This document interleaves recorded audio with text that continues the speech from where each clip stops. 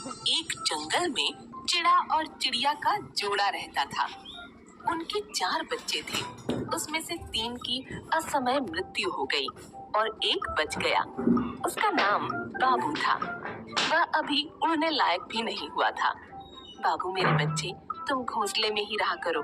बाहर की दुनिया बड़ी खतरनाक है, बड़ा धोखा है। जब तुम उड़ने लायक हो जाओगे तब मैं तुम्हें बाहर जाने दूंगी। तब तक तुम सारे दांव पेच से सुसज्जित रहोगे। एक दिन उसकी चिड़िया माँ बीमारी का शिकार हो गई। वह ठीक से हिल डुल भी नहीं पा रही थी। अपने बाबू की चिंता में रोई जा रही थी। बेटा, तुमने कुछ खाया भी नहीं है। मैं बाहर भी नहीं जा सकती। तुम्हारा बाप न जाने कहाँ चला गया है। मुझे तुम्हारी बड़ी चिंता हो रही है। माँ, मेरी चिंता मत करो, बस तुम ठीक हो जाओ। मैं तुम्हारे लिए खाने का इंतजाम करूँगा। बेटा, मुझे भूख नहीं है। तोता काका से कह दूंगी, वे तुम्हारे लिए कुछ खाने की व्यवस्था कर देंगे। माँ, बाबू को कोई चिंता नहीं है। बेटा, चिंता होती तो वे इस समय हमारे पास होते। इतने में चिड़िया ने तोते को देखा और बुला लिया। तोता भाई, मेरी तबीयत ठीक नहीं है, बुखार है। बाबू भूखा है, उसे कुछ खिला दो। मुझे भूख नहीं है। ठीक है बहन, मैं कुछ दवाई और खाने का सामान लाता हूँ। कुछ देर के बाद तोता दवाई और खाने का सामान लेकर आ गया। चिड़िया बहन, दवाई खाने का सामान लाया हूँ, बाबू को भी खिला दूंगा। तुम भी खाकर दवाई खा लो। काका, माँ सो रही है, रात भर जगी थी। इन्हें सोने दो, जब नींद खुलेगी तो खिला दूंगा और दवाई पिला दूंगा। ये कभी दिन में सोती नहीं, शायद बीमारी की वजह से नींद आ गई है। तुम इसे कुछ खिलाकर दवा जरूर खिला देना। तुम्हें भूख लगी है, खा लो। तोता काका के जाने के बाद बाबू ने कुछ दाने खाए और बाकी रख दिए। माँ, आज तुम्हारी तबीयत ठीक नहीं है तो मुझे भी कुछ खाने का मन नहीं कर रहा है। थोड़ा सा खा लेता हूँ, बाकी तुम्हारे साथ खाऊंगा। बाबू ने ध्यान से देखा तो चिड़िया के शरीर में कोई हलचल नहीं हो रही थी। वह चिंतित हो गया। उसने जगाने की कोशिश की। चिड़िया ने सर उठाया लेकिन ठीक से बोल नहीं पा रही थी। मेरे बच्चे, तुमने खाना? हाँ, मैंने खा लिया है। तुम भी उठो, तुम्हें भी खिलाता हूँ। दवा भी खानी पड़ेगी। बेटा, अब मुझसे बोला नहीं। तुम अपना ख्याल। मैं अब नहीं। माँ, ऐसा क्यों कह रही हो? तुम्हें कुछ नहीं होगा। खाना खाकर दवाई खा लो। चलो उठ जाओ, हिम्मत दिखाओ।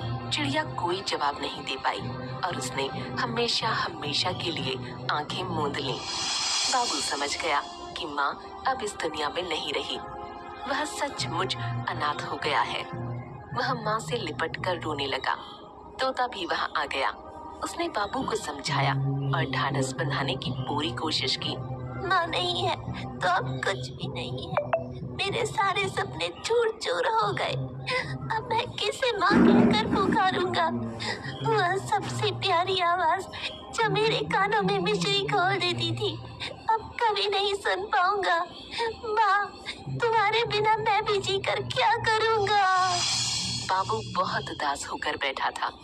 शाम को बाबू का बापू आ गया। उसने थोड़ा शोक जताया और फिर आराम से घोंसले में बैठ गया। दूसरे ही दिन बाबू एक नई चिड़िया पत्नी लेकर आ गया। बाबू को बड़ा आश्चर्य हुआ। ये तुम्हारी नई माँ है, तुम्हें इनके कहे अनुसार काम करना है। ठीक है बाबू। बाबू को बड़ा दुख हुआ, लेकिन वह कर भी क्या सकता था। उसकी नई चिड़िया माँ ने धीरे धीरे सताना शुरू कर दिया। वह उसका बिल्कुल ध्यान नहीं रखती थी। वह उससे बाहर जाने के लिए कहती थी। बाबू डरता था। एक दिन सौतेली चिड़िया माँ बाबू पर खफा हो गई। जब देखो घोंसले में पड़ा रहता है, जा बाहर की दुनिया देख, उड़ना सीख ले। जब तक उड़ना नहीं आएगा तब तक मुझे अपनी शक्ल मत दिखाना। बाबू बेचारा घोंसले से बाहर चला गया। उसे बिल्कुल उड़ना नहीं आता था। वह दुबक कर दूसरी डाली पर जाकर एक कोने में बैठ गया। रात हो गई।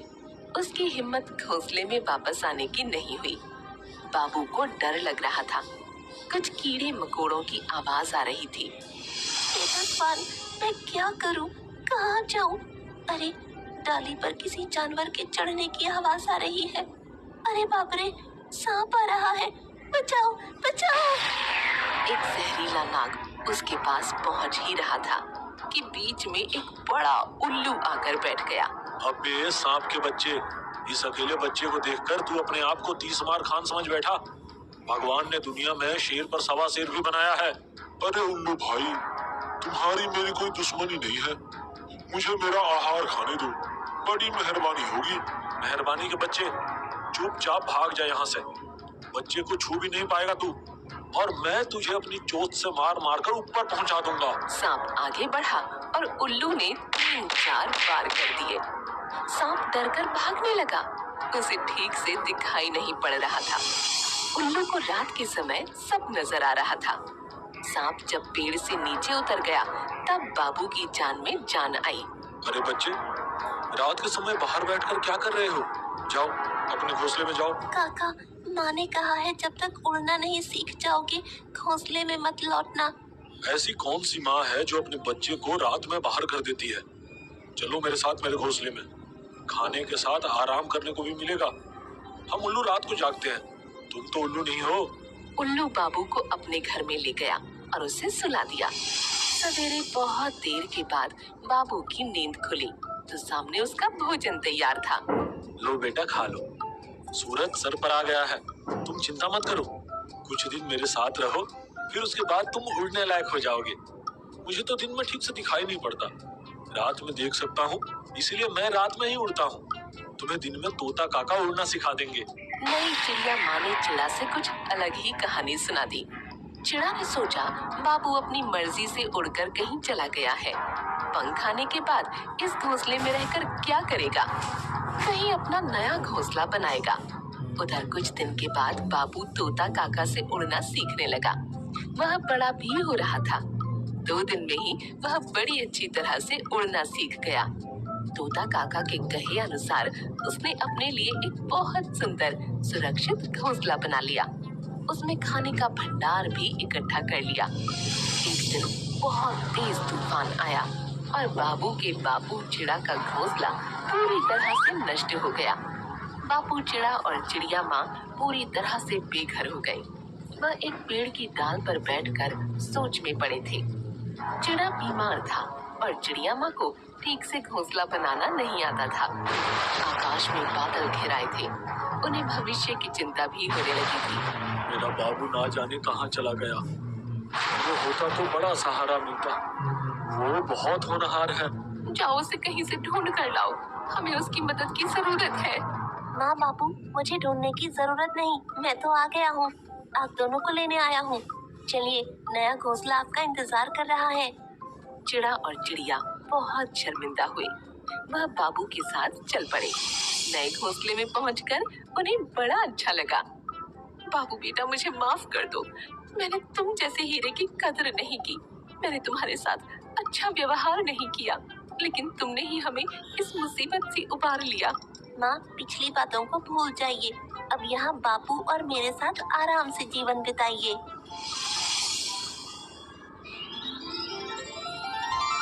एक छोटी सी प्यारी गौरैया खेत के पास कुछ तोतों के बीच आकर दाना चुग रही थी। तोतों को यह बात अच्छी नहीं लगी। ए गौरैया, तू हमारी टोली में कहाँ से आ गई? यहाँ से जा, वरना कहाँ गुम हो जाएगी पता भी नहीं चलेगा। 10 ग्राम की भी नहीं है, मरने पर उड़ जाएगी। अगर यहाँ तेज हवा भी चली तो पता भी चलेगा तू कहाँ चली गई। जाकर अपनी टोली में छोटे छोटे पक्षियों को हमजोली बना। चल हट, उड़ जा यहाँ से। कहीं हमारी पूंछ का झटका भी लग गया तो गिर जाएगी, उसके बाद तो रोते रोते घर जाएगी। तोता भाइयों, मुझे कमजोर समझकर मेरा मजाक उड़ा रहे हो? अकेले देखकर मिलकर सता रहे हो? मैं भी कभी तुम्हारे काम आ सकती हूँ। ये सुन लो बात, ये पिद्दी सी गौरैया हमारे काम आएगी। मुसीबत आने पर ये पहले भाग जाएगी। जा, अपना काम कर। नन्ही गौरैया वहाँ से धीरे धीरे चलकर दूसरी तरफ जाने लगी। उसी समय हवा तेज चलने लगी और धूल और पत्ते तेजी से उड़ने लगे। आसपास के बड़े बड़े पेड़ जड़ से उखड़कर धराशायी होने लगे। ऐसा लगा जैसे पूरा जंगल तबाह हो जाएगा। उस भयानक तूफान को देखकर सभी तोते घबराने लगे। सबकी सिट्टी पिट्टी गुम हो गई। सभी अपने आप को संभालने की कोशिश करने लगे, लेकिन तेज हवा के झोंके से गिरने लगे, लुढ़कने लगे। अरे मुझे बचाओ! हे भगवान, ये कैसा तूफान है? ये तो हम सबको उड़ा कर ले जाएगा। मुझे तो घायल कर दिया है। अब तो जान नहीं बचने वाली। ऐसा लगता है जैसे प्रलय आ गया हो।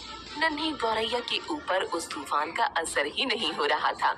उसने जब तोतों की दयनीय हालत को देखा तो उसे बड़ी दया आ गई। वह समझ गई कि अब इनकी मदद करनी चाहिए। तोता भाइयों, सभी लोग एक जगह इकट्ठे हो जाओ। यह भयंकर तूफान है। इसे लंगड़ी आंधी कहते हैं। यह कई सालों के बाद आई है। अपने साथ तबाही लाई है। सभी तोते बड़ी मुश्किल से एक जगह इकट्ठे होने लगे। हवा की रफ्तार बढ़ती ही जा रही थी। उन सब ने देखा कि गौरैया गोल गोल घूमने लगी। इसके बाद रुक गई तो बड़ी बड़ी बातें करने वाले तोते गिरकर तेजी से लुढ़कने लगे। वे तूफान की चपेट में पूरी तरह आने वाले थे कि गौरैया ने अपनी पूंछ बढ़ाकर उन्हें रोक दिया। यही नहीं, उसने अपने चमत्कार से सभी तोतों के चारों ओर एक सुरक्षा चक्र बना दिया। अब तेज हवा का उन पर कोई असर नहीं हो रहा था। वे सभी अपने आप को आरामदायक स्थिति में महसूस कर रहे थे, जबकि उनसे कुछ ही दूरी पर तूफान अपना तांडव दिखा रहा था। कई पेड़ों को गिरा रहा था। अरे, ये गौरैया तो कमाल की निकली। इसने हमें इतने बड़े तूफान से बचा लिया। सच कहे तो इसने हमें जिंदा बचा लिया। वो देखो, बहुत सारे पेड़ गिरे पड़े हुए हैं। चारों तरफ तबाही का मंजर है। हमने बहुत बड़ी गलती की है। नन्ही गौरैया को कमजोर समझकर इसका अपमान किया है, जबकि इसने ही हम सबको बचा लिया है। हमें अपने किए की माफी मांगनी चाहिए। चलो गौरैया के पास जाते हैं। सभी तोते गौरैया के पास पहुंच गए। गौरैया रानी, हमें माफ कर दो। हमने तुम्हें बहुत बुरा भला कहा, मजाक उड़ाया और तुमने हम सबको भयानक तूफान से बचाया। कभी स्वयं पर घमंड नहीं करना चाहिए और किसी को कमजोर नहीं आंकना चाहिए। ये गौरैया की भावना देखिए, जो हमारी इतनी बड़ी गलतियों के बावजूद हमारी रक्षक बन गई। गौरैया रानी, तुम कहाँ रहती हो? जहाँ भी मन करता है, अच्छा लगता है, वहीं पर रह जाती हूँ। हमारा निवेदन है कि तुम हमारे साथ रहो। हमें भी सेवा का मौका दो। हम तुम्हें सर आंखों पर बिठाएंगे। नन्ही गौरैया तोतों के साथ एक ही पेड़ पर उनके परिवार का हिस्सा बनकर रहने लगी। उसे बच्चों से बहुत प्यार था। बच्चे भी उसे गौरैया चाची कहकर बुलाते थे। वह उनके साथ समय बिताती और खेलती थी। उनका बहुत ख्याल रखती थी। एक बार जंगल में आग लग गई। सभी जानवर और पक्षी इधर उधर भागने लगे। आग फैलती जा रही थी। जानवरों और पक्षियों ने तो भागकर और उड़कर जान बचाई, लेकिन बच्चों की जान पर मुसीबत आ गई। चाची, हमें बचा लो, यह आग हमें जला डालेगी। बचाओ, बचाओ। चिंता मत करो मेरे बच्चों, मैं अभी इसका उपाय करती हूँ। सभी जानवर और पक्षी दूर से गौरैया को ही देख रहे थे। गौरैया गोल गोल घूमने लगी। अब गौरैया गोल गोल घूम रही है। अब चमत्कार होगा, ये सारे बच्चों को बचा लेगी। गौरैया के जादुई प्रभाव से चिड़िया के बच्चों पर सुरक्षा चक्र का घेरा बन गया। इतनी भयानक आग धीरे धीरे ठंडी पड़ने लगी। चिड़िया के बच्चे खुशी से चहकने लगे। चाची ने बचाया, आग को बचाया। गौरैया सभी बच्चों के पास पहुंचकर प्यार से खेलने लगी। गौरैया रानी, तुमने बच्चों की रक्षा करके बहुत बड़ा काम किया है। हम सभी तुम्हारे अत्यधिक ऋणी हो गए हैं। यह सभी प्यारे बच्चे मेरे भी तो भतीजे भतीजी हैं। मैंने तो बस अपनों को बचाया है, चाची का फर्ज निभाया है। मेरे जीते जी किसी पर भी आँच नहीं आने पाएगी। अचानक एक जलती हुई लकड़ी आकर गौरैया के ऊपर गिर पड़ी। वह हट भी नहीं पाई। एक बंदर ने आकर लकड़ी को हटाया, लेकिन तब तक गौरैया के पंख जल चुके थे। सबकी रक्षा करने वाली गौरैया आज स्वयं दुर्घटना की शिकार बन गई थी। गौरैया रानी, यह क्या हो गया? हे भगवान, हमारी गौरैया रानी को ठीक कर दो। यह सबकी रक्षक है, सम्मान की अधिकारी है। इसके साथ अन्याय नहीं होना चाहिए। भगवान, हमारे पंख चला दीजिए, लेकिन हमारी चाची का पंख वापस कीजिए। हमारी प्यारी चाची को ठीक कर दीजिए। नन्ही गौरैया ने खड़े होने का प्रयास किया, लेकिन गिर गई। सभी जानवर और पक्षी दुखी हो गए। किसी को कोई उपाय नहीं सूझ रहा था। बंदर भैया, हमारी प्यारी गौरैया को खड़े रहने में मदद करिए। बंदर आगे बढ़ा और उसने प्यारी गौरैया को अपने हाथों के सहारे से खड़ा कर दिया। गौरैया कांप रही थी। गोल गोल घूमो गौरैया, गोल गोल घूमो गौरैया। गौरैया ने प्रयास किया, लेकिन गिर गई। गोल गोल घूमो गौरैया। इस बार फिर से गौरैया ने पूरी कोशिश की और वह एक बार गोल घूमकर गिर पड़ी। सबका ध्यान गौरैया पर ही था। अचानक चमत्कार हुआ और गौरैया के शरीर में नए पंख आने लगे। वह पहले जैसी दिखाई पड़ने लगी। वह फिर अपने आप गोल गोल घूमने लगी। चारों तरफ खुशियों की बहार छा गई। चिड़िया के बच्चे खुशी से चहकने लगे। सभी जानवर और पक्षी खुशी से झूमने लगे। नन्ही गौरैया ने सदैव अपना फर्ज निभाया और जंगल के सभी जानवरों और पक्षियों की रक्षा करती रही। जंगल के सभी जानवरों और पक्षियों ने भी हमेशा उसे बहुत प्यार और सम्मान